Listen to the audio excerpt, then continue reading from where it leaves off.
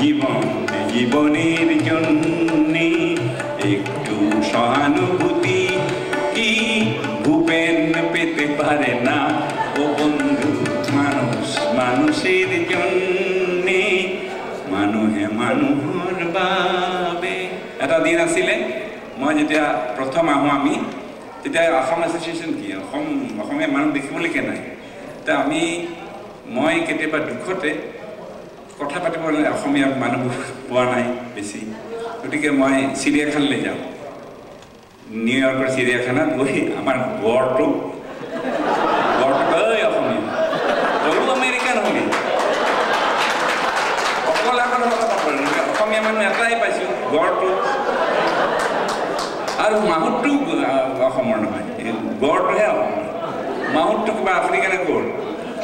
মোৰো তই তোৰ ঘৰ হেৰিত কাজিৰঙা মোৰ ঘৰ তেজপুৰত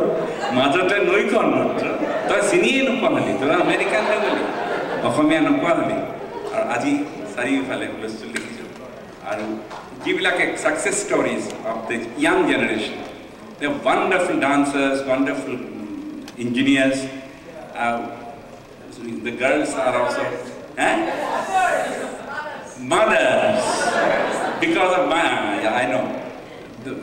I congratulate all the parents and all the children for